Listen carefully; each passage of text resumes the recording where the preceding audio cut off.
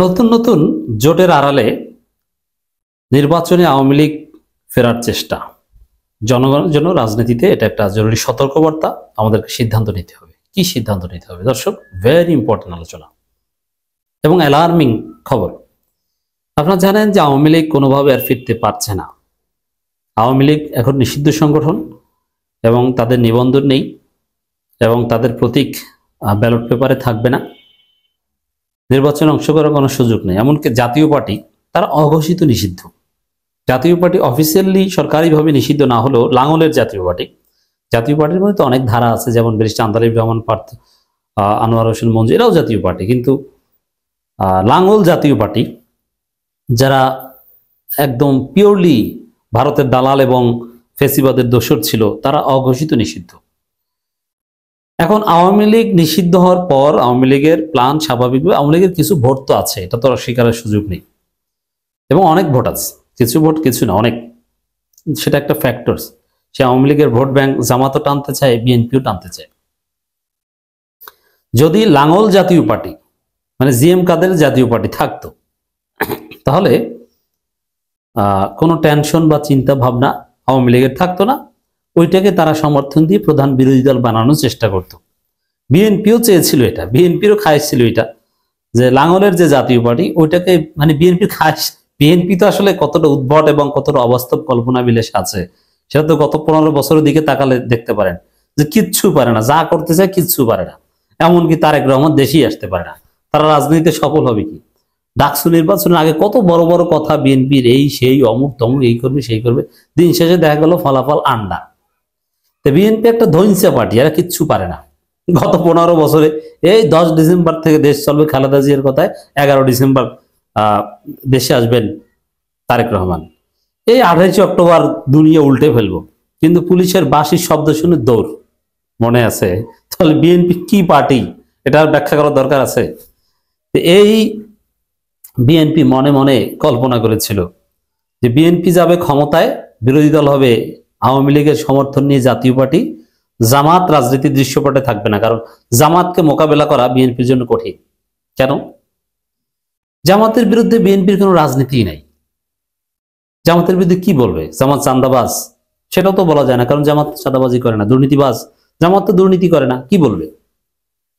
জামাত ভারতের দালাল না, জামাত তো ভারতের আধিপত্যবাদের বিরুদ্ধে সবচেয়ে সোচ্চার।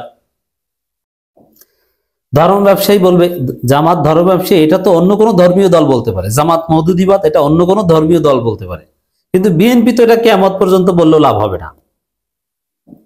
এইসব কারণে জামাত বিএনপির জন্য কোনো কমফোর্টেবল অপোজিশন নয়, যার ফলে বিএনপি চেয়েছিল অপোজিশন হিসেবে জাতীয় পার্টি আসুক আওয়ামী লীগের সমর্থনে। প্রথমে তো সরাসরি আওয়ামী লীগকে চেয়েছিল, কারণ আমি যে থিওরিটা বারবার বলি যে রাজনীতিতে নিজের চাইতে খারাপ প্রতিপক্ষ লাগে, নইলে রাজনীতি করা যায় না। আপনাকে জিততে হলে নিজের চাইতে খারাপ প্রতিপক্ষ লাগবে, এটা ইলেকটোরাল ডেমোক্রেসির একটা অনিবার্য বৈশিষ্ট্য। এখন এইসব কারণে বিএনপি আকাশ কুসুম স্বপ্ন দেখেছিল যে বিএনপি সরকারি দল, জাতীয় পার্টি 30, 40, 50, 60টা আসন আওয়ামী লীগের সমর্থন নিয়ে পেয়ে বিরোধী দল, জামাত থার্ড। জামাত গুরুত্বপূর্ণ করে ফ্যাক্টর না, কিন্তু দেখা গেল যে জামাতকে থার্ড বানাবে তো দূরের কথা, জামাত হয়ে যাচ্ছে ফার্স্ট। আর আওয়ামী লীগ ওই বিএনপির উপর আশা করেছিল যে বিএনপি কোনো না কোনো ভাবে আওয়ামী লীগকে একটা আশ্রয় দিয়ে সেকেন্ড হওয়ার সুযোগ করে দেবে, কিন্তু দেখা গেছে বিএনপি তার নিজেই আশ্রয় পাচ্ছে না, আওয়ামী লীগকে কি আশ্রয় দিবে? বিএনপি নিজেই আছে দূরের উপর। আর জিএম কাদেরদের জাতীয় পার্টি, ওটা নিয়ে জামাত খেয়ে দিয়েছে। কিভাবে? জামাতের 5 দফার মধ্যে এই জাতীয় পার্টি নিষিদ্ধের দাবি আছে, এবং এনসিপির গণঅধিকার পরিষদ সবার দাবি আছে, যার ফলে জাতীয় পার্টি এখন অঘোষিত নিষিদ্ধ। এ কারণে জাতীয় পার্টি অঘোষিত নিষিদ্ধ, নির্বাচনে বৈধ হলো, নির্বাচনে অংশগ্রহণ করবে, প্রার্থী দেবে, প্রচারণা চালাবে, এটা পারবে না। এনসিপি, জামাত, গণঅধিকার পরিষদ জাতীয় পার্টিকে পিটিয়ে ওদের হাত পা ভেঙে দিবে। এজন্য জাতীয় পার্টি অঘোষিত নিষিদ্ধ আকারই হয়তোবা থাকবে, এবং যারা প্রার্থী হবে তাদের প্রার্থিতা বাতিল হবে, নানান সিস্টেমে ওরা মাইনাস হয়ে যাবে। এটা আওয়ামী লীগও দেখছে, বিএনপিও দেখছে। এই কারণে এখন এই নতুন জোট করার প্ল্যান, 20 দল নিয়ে নতুন জোট আত্মপ্রকাশ করেছে আনিসুল ইসলাম মাহমুদ, আনোয়ার হোসেন মঞ্জু এদের নেতৃত্বে। এইটার মাধ্যমে আওয়ামী লীগ নির্বাচনে ফিরতে চায়। আওয়ামী লীগ যদি এই 20 দল তারা মোটামুটি একটু স্পেস ক্রিয়েট করতে পারে, আওয়ামী লীগ বলবে যে এদেরকে ভোট দাও, এরা যদি কিছু সিট পায় ওইটি আওয়ামী লীগ। আর এতে বিএনপি সমর্থন আছে নিশ্চিত। বিএনপি তো আওয়ামী লীগ কি চায়, আওয়ামী লীগ না থাকলে জাতীয় পার্টি এরশাদ জাতীয় পার্টি লাঙ্গল ওইটাকে চায়। আর সেটাকেও যেহেতু জামাত চরমনাই বা অন্যান্যরা এনসিপি গণ অধিকার পরিষদ খেয়ে দিচ্ছে, এখন এনসিপির সাথে তো আর বিএনপি পারবে না জাতীয় পার্টিকে ফিরিয়ে আনার রেসে। এ কারণে এখন এই নতুন 20 দলীয় জোট, এটা কি পারবে? এটার পিছনে এই যে 20 দলের জোটের আত্মপ্রকাশ, এটার পিছনে ডেফিনেটলি এটা আপনি চোখ বুঝে ধরে নিতে পারেন বিএনপির ইন্ধন আছে, বিএনপির অর্থায়ন আছে। এবং আনিসুল ইসলাম মাহমুদ মির্জা ফখরুলের খুব ক্লোজ লোক, মির্জা ফখরুলের সাথে আড্ডা দেন। এই জায়গায় এই যে 20 দলীয় জোট, যাদের মূল শক্তি থাকবে এবং যাদের বিশ্বাস যে আওয়ামী লীগের ভোটারদের ভোট তারা পাবে, আর বিএনপির সমর্থন আছে, বিএনপির ইন্ধন আছে, এই 20 দলীয় জোটে ফাইন্যান্স আছে। কেন? জামাতকে ঠেকাতে এই ধরনের জোট দরকার। কারণ বিএনপি দেখেছে যে বিএনপি যা ভাবে কিছুই হয় না। বিএনপি তো কত কিছুই ভাবে, সেই 10 ডিসেম্বর 28 অক্টোবর কিছুই তো হয়নি। তো বিএনপি ভেবেছিল না আওয়ামী লীগের ভোট তো আমরা পাবো, কিন্তু দেখা গেছে হিসাব উল্টা, যে আওয়ামী লীগের ভোটও জামাত পাবে। এখন আওয়ামী লীগের ভোটটা অ্যাটলিস্ট জামাত থেকে কমুক, এই জন্যে এই প্রো আওয়ামী লীগ কোনো জোট গঠিত হয়ে আওয়ামী লীগ প্রয়োজনে এই 20 দলের মাধ্যমে কিছু সিট পাক, বিএনপি ভোট না পাক, অ্যাটলিস্ট জামাতেরটা তো কমুক। এই চিন্তা থেকেও বিএনপি এদেরকে সমর্থন দিচ্ছে বা দিবে। তো দর্শক, খবর 20 দল নিয়ে আত্মপ্রকাশ করলো নতুন জোট। আর এদের ক্ষেত্রে এনসিপি কি করে এটা দেখার বিষয়।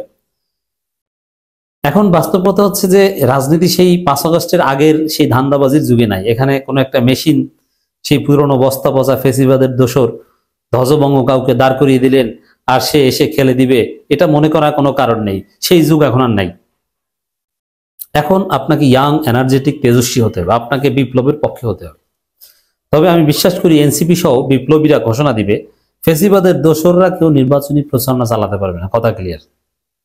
অতএব আনিসুল ইসলাম মাহমুদও এরা সবাই ফেসিবাদের দোসর, এরা হাসিনার মন্ত্রী ছিল।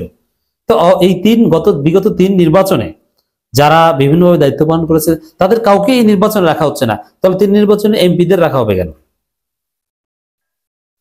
মন্ত্রীদের কেন রাখা হবে? এমপি তো বিএনপির ছিল। জাতীয় পার্টির সাবেক 2 নেতা ব্যারিস্টার আনিসুল ইসলাম মাহমুদ ও আনোয়ার হোসেন মঞ্জুর নেতৃত্বে জাতীয় গণতান্ত্রিক ফ্রন্ট নামে নতুন একটি রাজনৈতিক জোট আত্মপ্রকাশ করেছে। আই রিপিট, বিএনপির ফাইন্যান্সে, আওয়ামী লীগের সমর্থনে। সোমবার রাজধানী গুলশানে জানা পার্টি সেন্টারে এক সংবাদ সম্মেলনের মাধ্যমে আনুষ্ঠানিকভাবে আত্মপ্রকাশ করে। প্রেস ক্লাবে করলে তো হয়তো দোলাই টোলাই খেত, এই কারণে একটু অভিযোগ জায়গা করেছে, যেখানে চাইলেও সাধারণ জনগণ যেতে পারবে না। জোটে থাকা অন্যান্য দলগুলো হলো জনতা পার্টি বাংলাদেশ, বাংলাদেশ জাতীয় পার্টি, তৃণমূল, বিএনপি, বাংলাদেশ সংস্কৃতি। এই তৃণমূল বিএনপি চিন্তা করছেন, ওটা আওয়ামী লীগের কিংস পার্টি ছিল, কিন্তু বিএনপির নাম তো আছে, এবং সাবেক বিএনপিরা বাংলাদেশ সংস্কৃতি মুক্তিজোট, বাংলাদেশ জাতীয়তাবাদী আন্দোলন, ওই জাতীয়তাবাদী আন্দোলন, বাংলাদেশ মুসলিম লীগ, জাতীয় ইসলামিক মহাজোট, জাতীয় সংস্কার জোট, বাংলাদেশ লেবার পার্টি। এটা কোন লেবার পার্টি? স্বাধীন পার্টি, জাতীয় স্বাধীনতা পার্টি, বাংলাদেশ মানবাধিকার পার্টি, বাংলাদেশ সর্বজনীন দল, Bangladesh Janakalyan party, applied Democratic party, Bangladesh গণতান্ত্রিক আন্দোলন, ডেমোক্রেটিক পার্টি, বাংলাদেশ। এরা যে ফেসিবাদের দোসর, এদেরকে রাজনীতি নির্বাচন করতে দেওয়ার অধিকারী কারণে